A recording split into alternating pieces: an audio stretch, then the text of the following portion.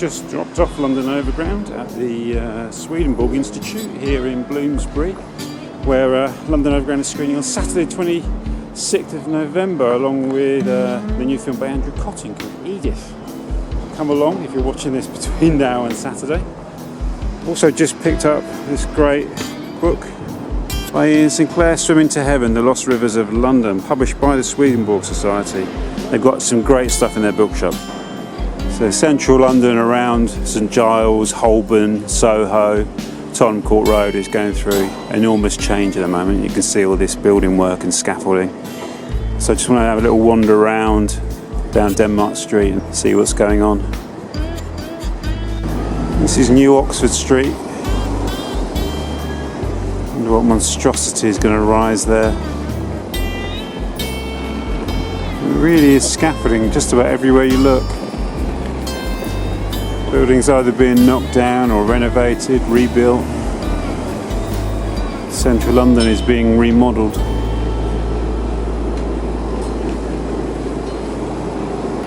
So that green and orange monstrosity there, a lot of that is Google. It's where YouTube was based, I think it's before they moved to King's Cross. Rising out of St. Giles. St. Giles, of course, was once a notorious slum. It's Hogarth's Gin Alley. It's always been a kind of borderland area, and now that's being exploited by the property developers quite ruthlessly. They took such a complete year zero approach to this development. I can't even remember what was here before. If you can, please leave a comment below. There was a period when the estate agents tried to rename this Midtown, but people were having none of it.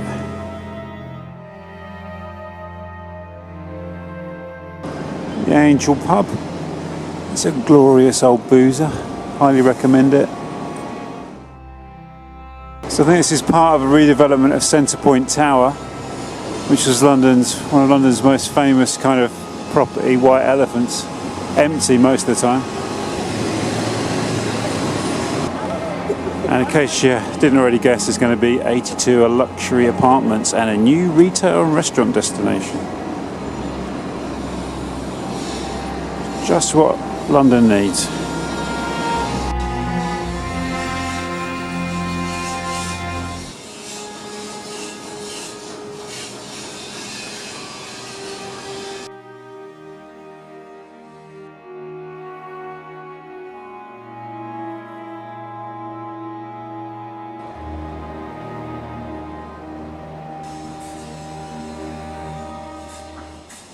So here we have Denmark Street. This is one of the most historic parts of central London. This was once the centre of Britain's music industry. This is the birth of pop music in this very street, and it's having the guts ripped out of it. Denmark Street's famous for its instrument shops, particularly its guitar shops, and they're now being threatened by this redevelopment of the area. It's great to see Hank's guitar shop going strong. And a number of the other instrument shops have survived in Denmark Street. Hopefully long may that continue. I've made a few videos about what's happening in Denmark Street and Soho on my other channel, Drift Report. So I'll put links to those videos below, and I've got interviews with various people involved in Denmark Street there. I'm in Denmark Street with Henry Scott Irvine from the Save Tin Pan Alley campaign. I met Henry about a year ago when we were here the weekend that the 12 Bar Club closed its doors for the last time. A very sad occasion. So I'm going to speak to Henry here. He's going to tell us what's happening with the Save Tin Pan Alley campaign and what's happening in this vibrant heart of what was once the centre of London's or Britain's music industry.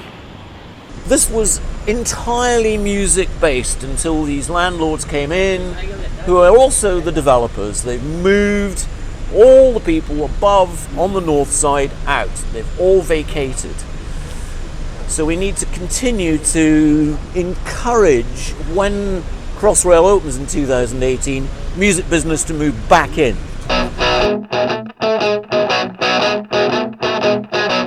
tell me a little bit about the musical heritage of Denmark Street. Musical heritage of Denmark Street is a very important thing because in 1911 a music publisher moved in called Lawrence Wright, and he set up the Melody Maker. It was Britain's first weekly music paper based in the street. It ran until the 1990s.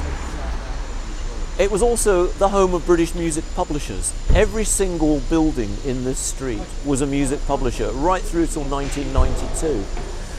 That led to guitar shops opening here in the 60s and 70s, and they've been here ever since. But of course it also became home of recording studios. There were three particularly famous studios here. There was Regent Sounds at number 4, where the Rolling Stones recorded their very first album. Black Sabbath recorded there, Tom Jones, the Amen Corner. Further down the road you had Central Sound Studios, where the Bee Gees recorded their first album.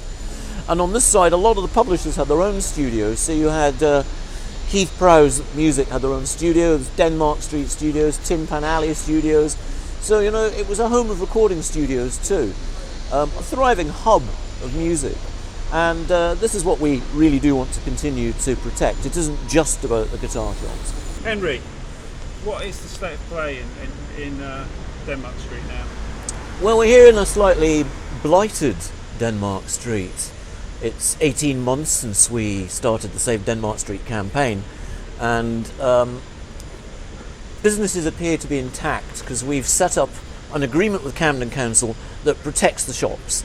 So when their leases run out, most of them are rolling leases, they have to be offered new leases of 3 years.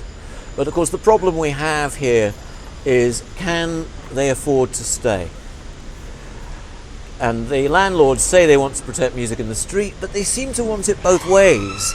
They want to be able to charge what they want, and they want to keep the music in the street. So it looks like Denmark Street is still thriving, the guitar shops are still here, but above the shops, all the music businesses that were here have pretty much gone. And that takes in quite a lot of music business, because people only see the fact that it's guitar shops, but you also used to have agents, managers, recording studios, guitar makers. And one of the most important things that we're now trying to champion is the fact that this was where there were at least 6 guitar makers in the street. Now there is only one in the basement at 25, Andy Gibson. So here's a planning application for a hotel here by Consolidated Developments. I think they own most of the buildings in this street. And in fact, actually, I think they own most of the buildings in this area. So here's their plans for the area. It includes a hotel, events gallery, urban gallery, bar and restaurant. Well, lots of bars and restaurants, where once there were music venues and music shops, recording studios, rehearsal studios.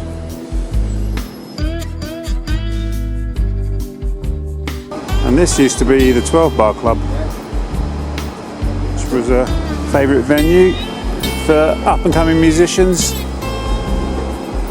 Going to be some sort of hotel, bar, restaurant type thing. I'm here with Tim Arnold from Save Soho, and we're stood here outside the iconic 12 Bar Club in Denmark Street, and Tim's from a campaign called Save Soho. Unfortunately it's too late to save the 12 Bar. Hello, we're talking about your wonderful club. Everybody is. When do you shut? Today. Is it really sad moment for you? Yeah, I guess. We've known for a month, so... Can we come over? And why is it closing? Because of development in this area based around the Crossrail project. So there's a group of developers that own a lot of the properties along this street, and this is the first one to bite the dust. What was people's reaction when they heard you were closing and stuff? A mixture of, sadness, disbelief, anger, indifference, but mainly the first three. That's really sad. TfL came along, cleared the site for the owners, and this is the natural progression to revamp the area. What do they want to do with it? I've got no idea. They'll probably just want to pull it down, I should think. Not the front, but the back. How old is the building? I believe it's Georgian. We're the internationally known 12 Bar Club. So. And what does it mean for it to be closing? That's life, isn't it? Things happen. What was it John Lennon said? Life's what happens while you're making other plans. And that's what's happened. So. Look what happened to him. Well, yes.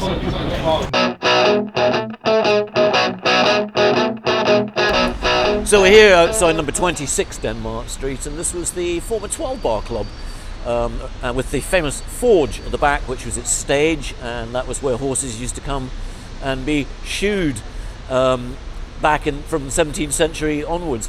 And as you can see, they've done this mural to try and make it look nice, but it just disguises the fact that we have had now for a year an empty building, which was squatted, of course, for 3 weeks a year ago. In fact, a year ago, almost to the month. The 12 Bar Club moved to Holloway Road, and sadly, this week, the 12 Bar in Holloway Road closed. And it does prove the point that every city needs a heart. This is the heart of the music industry. If you cut out the heart, the arteries cease to function. And if you only have music venues in arterial roads, they will close. And the 12 Bar Club in Holloway Road has closed because we've already lost this beating heart. Denmark Street's still the best place to buy a guitar in London, if not in Britain. In fact, some people say it's the best street for musical instruments in the world. When I was a teenager and I first started playing the guitar, that is the one I wanted. I wanted a Fender Telecaster with that kind of flower pattern. Wow. How much is it? 900 quid. I'm not sure I can quite write that off as a midlife crisis. Just bought a nice new guitar strap. Just need to play my guitar more often now.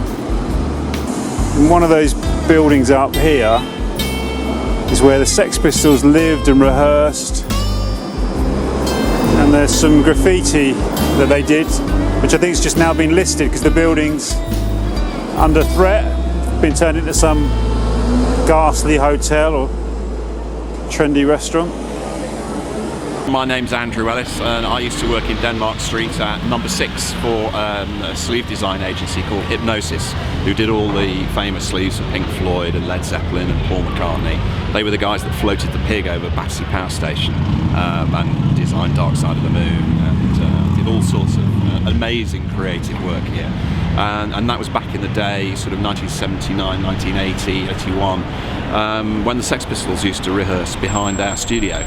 And I used to walk up the stairs and see all the jumble of letters downstairs in the backyard for the great rock and roll swindle, you know.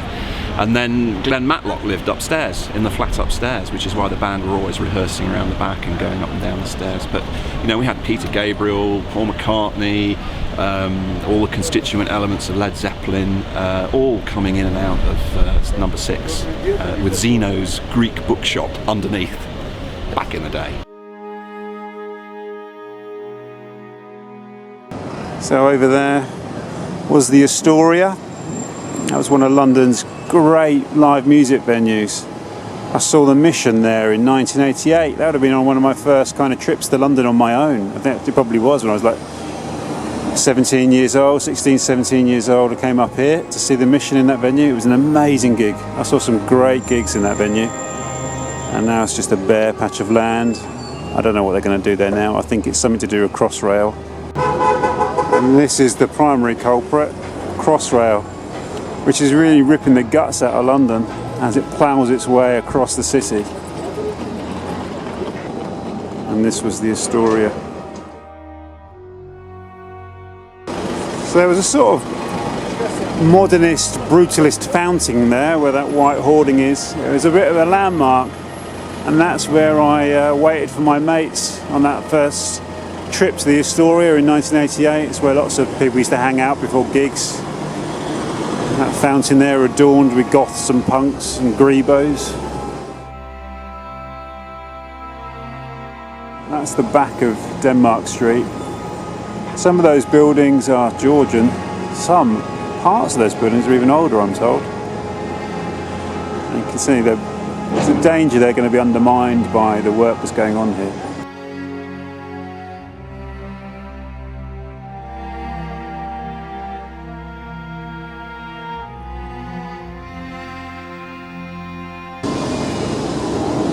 And that's the new Tottenham Court Road station.